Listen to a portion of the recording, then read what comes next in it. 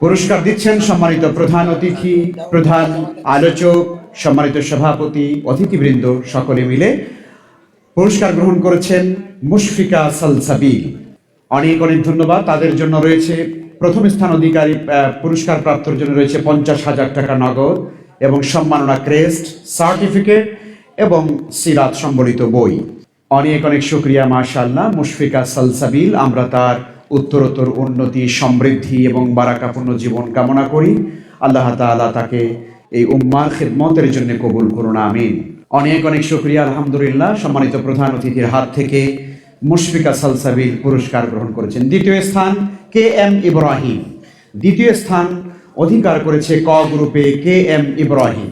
কে M Ibrahim পুরস্কার যারা প্রাপ্ত হবেন তারা এই দিক দিয়ে চলে গেলে ভালো, পুরস্কার নিয়ে মঞ্চের শেষ প্রান্তে চলে আসলে পিছন দিয়ে।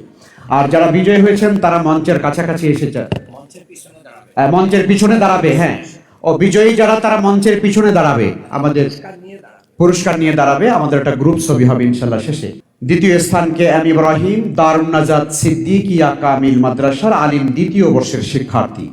আলহামদুলিল্লাহ, আলহামদুলিল্লাহ। কে এম ইব্রাহিমকে অনেক অনেক শুকরিয়া। দারুন নাজাত সিদ্দিকিয়া কামিল মাদ্রাসার শিক্ষার্থী। তৃতীয় স্থান অধিকার করেছেন তাসনিয়াই নূর তানিশা। অনেক ধন্যবাদ। বিজয়ীরা মঞ্চে অপেক্ষা করবে, বিজয়ীরা মঞ্চে অপেক্ষা করবে।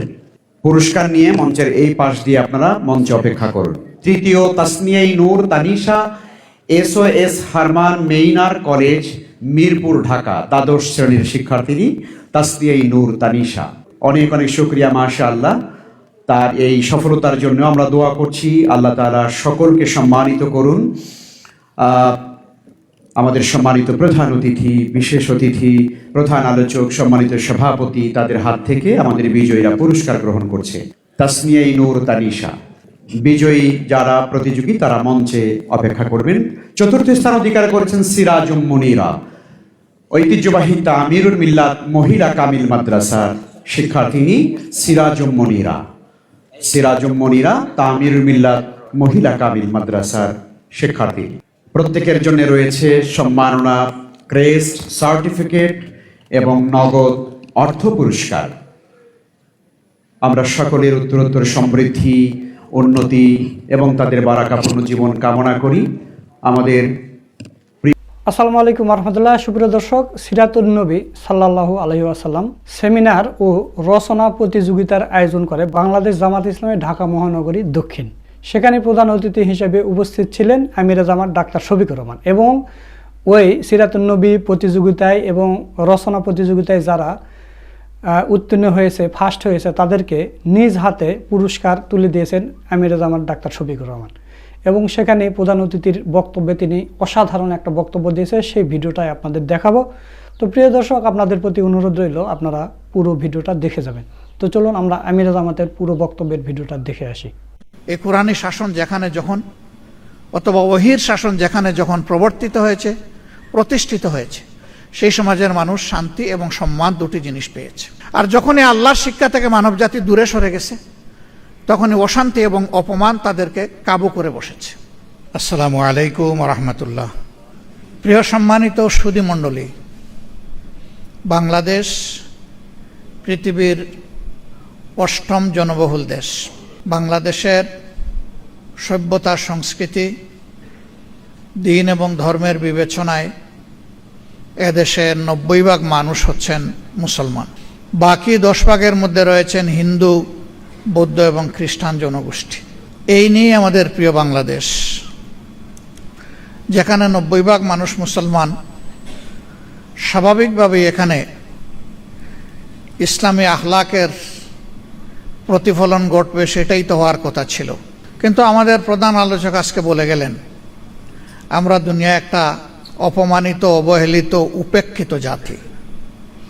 এবং তিনি যথার্থই বলেছেন। বর্তমান বিশ্বে একটা জাতির সম্মানের মানদণ্ড হচ্ছে তার ট্রাভেলিং ডকুমেন্ট বা পাসপোর্ট। যে দেশের পাসপোর্ট যত বেশি শক্তিশালী ধরে নেওয়া হয়, সেই দেশের মানুষ ততটাই সভ্য এবং মানবিক। দুনিয়া এখন সবচেয়ে শক্তিশালী দেশ এই বিবেচনায় হচ্ছে আমাদের অতি নিকটের একটি দেশ, ছোট্ট একটি দেশ, যেটা সিটি স্টেট, নগর রাষ্ট্র। আমাদের 1-1.5টা উপজেলার মতো যার আয়তন সিঙ্গাপুর। আর আমাদের তালিকা না বললেই ভালো, খুবই হতাশাজনক। এর কোনো সম্মান, উনি তো গ্রিন পাসপোর্টের কথা বলেছেন, আমি লাল পাসপোর্টের ক্ষেত্রেও তার ব্যতিক্রম দেখতে পাচ্ছি। আমি নিজেই ভুক্তভোগী। তার জন্য নিশ্চয়ই আমাদের চারিত্রিক বৈশিষ্ট্যের জন্য। 55 বছরে দেশটি স্বাধীন হওয়ার পরে আস্তে আস্তে তো আগাবে, কিন্তু আমরা গিয়ে দাঁড়ালাম কোথায়? এই কিছুদিন আগেও এ দেশের যিনি দুর্দান্ত শাসক ছিলেন তিনি নিজে পালিয়ে গেলেন। তিনি নিজে পালাবার আগে পরিবারের সকল আত্মীয় স্বজনকে পালানোর সুযোগ করে দিলেন, এবং তিনি যখন পালিয়ে গেলেন এত দুর্ভাগা জাতীয় মসজিদের ক্ষতি পর্যন্ত পালিয়ে গেলেন।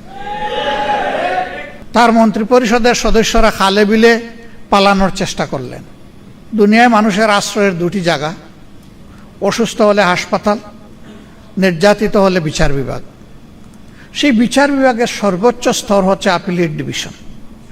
সেই ডিভিশনের একজন বিচারপতি পালাতে গিয়ে কলাপাতার উপরে ঘুমালেন। 90% মুসলমানের দেশে অমানবিকভাবে আয়নাগর তৈরি করা হলো। জুলাই জাদুঘর, স্মৃতি জাদুঘর যারা দেখেছেন তারা তার দামি রূপটা দেখতে পাবেন। বাস্তব রূপ ছিল তার চাইতেও কঠিন।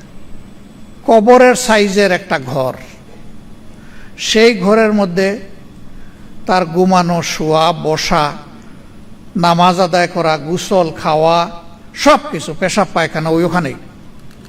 এখান থেকে কাউকে বের হতে দেওয়া হতো না। এখানে তার দামি কিছু প্রেজেন্টেশন রাখা হয়েছে। আমি মনে করি যারা সচেতন নাগরিক তাদের প্রত্যেকের এই জাদুঘর ভিজিট করা উচিত। কিন্তু দুর্ভাগ্য, অন্তর্বর্তীকালীন সরকারের সময় জাতির দুঃখের ঘটনাগুলাকে এখানে তুলে ধরা হয়েছিল। বিশেষ একটি দেশকে, রাষ্ট্রকে খুশি করার জন্য তার অনেক উপাদান এখান থেকে গায়েব করে দেওয়া হয়েছে। এখানে 47 সাল বা 46 সাল থেকে শুরু করে অনেকগুলা রাজনৈতিক সাংস্কৃতিক পরিবর্তনের যারা পুরোদা ব্যক্তিত্ব ছিলেন তাদেরকে তুলে আনা হয়েছিল। এর অনেক কিছু এখন গায়েব করে ফেলা হয়েছে নির্বাচিত সরকারের হাতে যখন আসছে। অনেক নির্যাতিত মানুষ, তাদের স্মৃতিচিহ্ন ছবিগুলো ওখানে ছিল। একটি নির্দিষ্ট দলের লোকদের স্মৃতি রেখে বাকিগুলা গায়েব করে ফেলা হয়েছে। আপনারা সেই সময় ইসলামী ছাত্র শিবিরের কেন্দ্রীয় সভাপতি দেলার হোসেনের কথা জানেন, যে প্রায় 200 দিন যাকে রিমান্ডে নেওয়া হয়েছিল, তার উপর কি না অত্যাচার করা হয়েছে। আমাদের প্রয়াত প্রধানমন্ত্রী বেগম খালেদা জিয়া তার নাম নিয়ে আক্ষেপ করেছিলেন, তার একটা স্মৃতি ছিল, এটা গায়েব করে ফেলা হয়েছে। সীমান্তে ফেলানিকে অমানবিকভাবে ঝুলিয়ে হত্যা করা হয়েছিল, ওই স্মৃতিটা গায়েব করে ফেলা হয়েছে। এটি ভালো লক্ষণ নয়। ক্ষমতায় যারা আসে আইসেই বলে ইতিহাস বিকৃতি করা হয়েছে, কিন্তু এ পর্যন্ত বাংলাদেশের ইতিহাস বলে সবাই ইতিহাস বিকৃতির নায়ক ছিল। এই অপকর্ম থেকে কেউ বের হতে পারেনি। একটা মুসলমানের দেশে চিন্তা করা যায় যে মানুষকে ধরে নিয়ে গায়েব করা হবে বছরের পর বছর। তিনি নিজেও জানবেন না কোথায় আছেন, আপনজন জানবেন না তিনি বেঁচে আছেন কিনা। সেই কাণ্ড কারখানা এই দেশে করা হয়েছে। এরা এতটাই অপরাধী ছিল যে দেশের বুকে তারা স্থির থাকার সাহস করতে পারেনি। এই জন্যই তো তারা পালিয়ে গেছে। আর দুনিয়ার ইতিহাস বলে একবার যারা অপকর্মের দায় নিয়ে পালিয়ে যায় তারা আর ফিরে আসতে পারে না। কোনো ইতিহাস নাই। বাংলাদেশে এখন সেই ন্যারেটিভ তৈরি করার জন্য পরিকল্পিতভাবে ফ্যাসিস্টদের যারা দূষর তারা এখন নেমে পড়েছে। আমরা তাদেরকে বলি 24-এ যে মানুষগুলো জেগে উঠেছিল তারা সবাই মারা যায়নি, তারা ঘুমিয়ে পড়েনি, তারা সজাগ দৃষ্টিতে সব কিছু প্রত্যক্ষ করছে। মূল যুদ্ধের আগে বাহিনী তৈরি হয়, তাদের কসরত করতে হয়, রিহার্সেল দিতে হয়। এরা যেন 24-কে ফাইনাল যুদ্ধ মনে না করে। এটা ছিল ফাইনাল যুদ্ধের রিহার্সাল। কারণ 24-এর পরে আমরা মনে করেছিলাম ফেসিবাদের যে পঙ্কিলতা, যে ময়লা, যে আবর্জনা যুগ যুগ ধরে তৈরি হয়েছিল তা এখন পরিষ্কার হয়ে যাবে। কিন্তু আমরা কি দেখতে পাচ্ছি? আসলেই কি কিছু পরিষ্কার হয়েছে? বরঞ্চ আবর্জনার কলেবর আরো বৃদ্ধি পাচ্ছে। ফেসিবাদ কোনো নির্দিষ্ট দলের সাথে যায় না। ফেসিবাদ একটা সংক্রামক ব্যাধি, এটা এক জায়গা থেকে আরেক জায়গায় সংক্রমিত হয়। এই ভাইরাস যার উপরেই ভর করবে সেই ফেসিবাদী। নির্দিষ্ট কোনো দল এর জন্য মার্কামারা হবে না। আমরা অবাক বিস্ময়ে দেখলাম 15.5 বছর সবাই যারা আমরা নির্যাতিত ছিলাম তারাই বর্তমান পার্লামেন্টে এখন আছে। একটা অংশ সরকারি দলে, আরেকটা অংশ বিরোধী দলে। একটা দেশ পরিচালনার দায়িত্ব সরকারের, বিরোধী দলের নয়। বিরোধী দলের দায়িত্ব হচ্ছে সরকার ভালো করলে তাকে সহযোগিতা করা, সমর্থন করা। আর সরকার যদি কোনো অন্যায় করে, জনগণের কোনো অধিকার হরণ করে, অথবা যদি খারাপ পথে হাঁটে, তাহলে সরকারকে বাধা দেওয়া, প্রতিবাদ করা। আমরা দেখতে পাচ্ছি 15 বছরের ফেসিবাদী সরকার যে রাস্তায় হেঁটেছে, বর্তমান সরকার সেই রাস্তা ধরেই হাঁটছে। এই রাস্তা পরিবর্তন করতে হবে।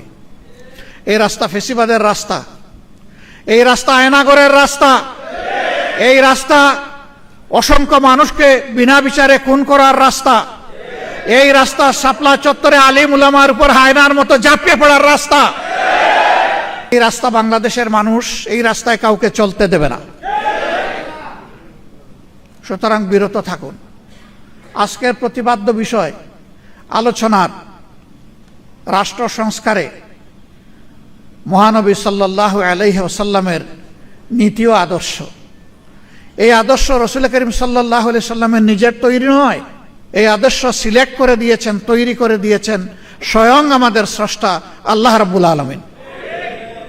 আল্লাহ রসুল নিজেই বলেছেন, আনা বাশারুম মিসলুকুম, আমি মানুষের মতোই একজন মানুষ, তবে হ্যাঁ আমাদের মতো মানুষ না। উনি সকলের মধ্যে শ্রেষ্ঠ মানুষ। তফাৎ কি? তফাৎ হচ্ছে আমার কাছে ওহী আসে আর তোমাদের কাছে আসে না। আল্লাহ যা আমাকে হুকুম করেন আমি তাই মানি, এর বাইরে আমি কিছু করি না। অতএব হেরা গুহার প্রথম দিনের দাওয়াত বুকে নিয়ে ওহীর সেই অংশটা, সূরা আল আলাকের এই অংশটা বুকে ধারণ করে তিনি যে ওই হেরা গুহা থেকে জবলে নূরে নেমে এসেছিলেন, ইন্তেকালের আগে তার প্রিয় গুহায় আরেকটি বার তিনি ফিরে যেতে পারেন নাই। কেন পারেন নাই? তখন থেকে তার উপর একটার পর একটা আল্লাহ তাআলার পক্ষ থেকে দায়িত্ব আসতে থাকলো। তিনি কিভাবে এই সমাজকে বদলাবেন। কোন সমাজ? যেই সমাজটি মানুষকে মানুষের স্তরে রাখে নাই, পশুর চাইতে আরো নিকৃষ্ট স্তরে নিয়ে গিয়েছিল। দুনিয়ার পবিত্রতম জায়গা খানায়ে কাবা, যেটাকে বায়তুল আতিক বলা হয়েছে, আল্লাহর জন্য নির্ধারিত সর্বপ্রাচীন ঘর, এই ঘরটাকেও তারা অপমানিত করেছে। উলঙ্গ মানুষ, নারী পুরুষ ঘোরাফেরা করত, আর সেইটাকে আবার ইবাদতের নামে চালিয়েও দিত। মূর্তি দিয়ে ঠাসা ঠাসা করে রেখেছিল। তাওহীদের আওয়াজ সেখানে বুলন্দ করার পরিবেশ ছিল না, শেষ করে দেওয়া হয়েছিল। নারী জাতিকে মানুষ গণ্য করা হতো না। যারা কালো তাদের কোনো মর্যাদা ছিল না। যারা দাস তাদেরকে পশুর চাইতে আরো নিকৃষ্ট স্তরে বিবেচনা করা হতো। মদ, জুয়া সেই সমাজের অঙ্গের ভূষণ ছিল। নিরাপত্তা বলে কোনো জিনিস ছিল না। মানুষের রক্ত সেখানে মানুষের জন্য হালাল ছিল। যার গায়ে বল আছে সে দুর্বলের উপর যে কোনো সময় ঝাঁপিয়ে পড়তে পারবে, কোনো বাধা নাই।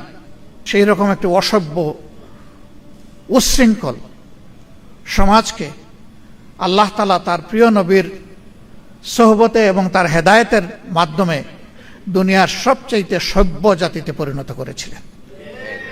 হযরতে উমরের মতো মানুষ, তিনি বের হয়েছিলেন আল্লাহ রসুলকে হত্যা করার জন্য। সেই হত্যাকারীকে আল্লাহ তাআলা ওই সফরে হেদায়েত দিয়ে দুনিয়ার একজন শ্রেষ্ঠ মানুষে পরিণত করলেন। কোরআন শুধু মুসলমানের জন্য নয়, কোরআন শুধু মানব জাতির জন্যও নয়, কোরআন সমস্ত সৃষ্টির শৃঙ্খলা বিধানের জন্য। এই জন্য মানুষকে শুধু মানুষের উপর দায়িত্ব দিয়ে পয়দা করা হয়নি, মানুষকে পয়দা করা হয়েছে তামাম সৃষ্টির উপর শৃঙ্খলা বিধানের দায়িত্ব। তাই একটা অবুঝ প্রাণীর প্রতি একজন মানুষের কি আচরণ হবে সেইটাও কিন্তু আল্লাহ তাআলা শিখিয়ে দিয়েছেন, কোনো কিছু বাদ রাখেন নাই।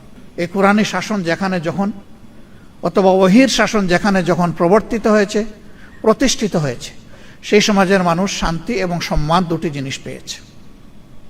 আর যখনই আল্লাহর শিক্ষা থেকে মানব জাতি দূরে সরে গেছে, তখনই অশান্তি এবং অপমান তাদেরকে কাবু করে বসেছে।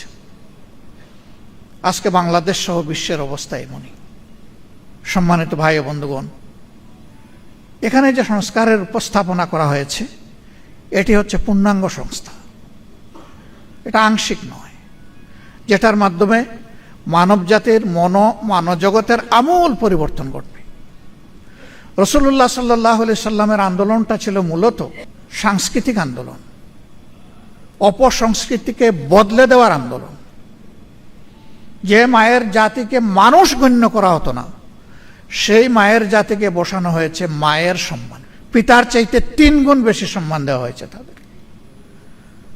আজকের ঘোষক যখন বিজয়ী 2 জনের নাম ঘোষণা করছিলেন, প্রথম জন মুশফিকা সালসাবিল, তিনি নাম ঘোষণা করে পিতার পরিচয় দিলেন পরবর্তী পর্যায়ে এসে, এবং রচয়িতা রচনাকারী আর পিতার জন্য দোয়া করলেন, কিন্তু মায়ের জন্য একটু দোয়া করলেন না। মা তো এই মেয়েটাকে তার গর্ভে ধারণ করেছেন, এই মাই বুকের দুধ দিয়ে তাকে বড় করেছেন, এই মাই তাকে বিকশিত হওয়ার মানুষ হওয়ার জন্য সবচেয়ে বেশি দায়িত্ব পালন করেছে। আমি দোয়াটা করে দিলাম, আল্লাহ তাআলা ওই মাকেও সম্মানিত করুন। আরেকজনের জন্য কোনো দোয়াই করেন নাই, ওনার জন্য দোয়া। উনি ওনার পিতামাতা এবং সম্মানিত শিক্ষক মণ্ডলী, মুশফিকারও সম্মানিত শিক্ষক মণ্ডলী, যারা মানুষ হওয়ার জন্য তাকে তিলে তিলে সাহচর্য দিয়েছেন, নার্চার করেছেন। আল্লাহ তাআলা তাদের সকলকে এই দুনিয়ায় এবং পরবর্তী জগতে আল্লাহ তাআলা সম্মানিত করুন। বলছিলাম যে সেই সমাজ ছিল দুনিয়ার সবচেয়ে বর্বর সমাজ। সেই সমাজেই নবী পাক সাল্লাল্লাহু আলাইহি সাল্লাম এসেছিলেন। সমাজের মানুষ কি আচরণ করলো তার সাথে? এত বড় একটা নিয়ামত তারা পেল, জানলো, বুঝলো, তারপরে তার সাথে শত্রুতা করলো, ভয়ঙ্কর শত্রু, তাকে যে ওইখানে সংযোজিত হতো। তবে যেহেতু সংস্কারের সাথে বিষয়টা রিলেট করে, এই জন্য সম্ভবত এটাকে হাইলাইট করা হয়েছে। যেখানে কালো আর দল, যেখানে আশরাফ আর আতরাফ, যেখানে আরব আর আজম, সব কিছুকে আল্লাহ রাসূল পায়ের তলায় ফেলে দিয়েছিলেন, সেই বিশ্বটাই আমরা দেখতে চাই। আল্লাহ তাআলা ওই বিশ্বটা আমাদেরকে দান করুন। এবং প্রিয় বাংলাদেশ, কোরআনের আলোকে আল্লাহ তাআলা রাঙিয়ে দিন, যেখানে দল, মত, জাতি, ধর্ম নির্বিশেষে সমস্ত মানুষ শান্তি পাবে এবং নিশ্চিত নিরাপত্তা ভোগ করবে। যেখানে জাস্টিস সবার জন্য এবং সমান হবে, কারো জন্য এটি আর কারো জন্য ওটি হবে না, সবার জন্য সমান হবে। সেই দেশটাই আল্লাহর দরবারে আমরা, মহান আল্লাহর দরবারে আরজ করছি, আল্লাহ যেন আমাদেরকে সেই দেশটাই দান করেন। আজকের এই সেমিনারকে আল্লাহ কবুল করুন। আয়োজনে কোনো ভুল হলে আল্লাহ ক্ষমা করুন। যা কিছু মাবুদের দরবারে পছন্দ হয়েছে আল্লাহ তা কবুল করুন, বরকতময় করুন। আমাদের প্রত্যেকটি নেক পদক্ষেপকে আল্লাহ তাআলা তার সাহায্যের হাত বাড়িয়ে শক্তিশালী করে দিন। আমরা কোনো ভুল করলে আল্লাহ আমাদের ইসলাহ করে দিন, এবং মঞ্জিলে মকসিদে পৌঁছার পথে যত বাধা আসবে, এককভাবে শুধু আল্লাহ তাআলার উপর ভরসা করে সেই বাধাগুলা মাড়িয়ে যাওয়ার তৌফিক আল্লাহ তাআলা আমাদেরকে দান করুন। নাসরুম মিনাল্লাহি ওয়া ফাতহুন করিব ওয়া বাশশিরিল মুমিনিন। আসসালামু আলাইকুম ওয়া রাহমাতুল্লাহি ওয়া বারাকাতুহু। সুপ্রিয় দর্শক, আপনারা আমিরে জামাত ডাক্তার শফিকুর রহমানের বক্তব্যের ভিডিওটা দেখলেন। তো আমিরে জামাতের কথাগুলো আপনাদের কাছে কেমন লেগেছে? যদি ভালো লাগে ভিডিওটা শেয়ার করবেন। সকলকে ধন্যবাদ।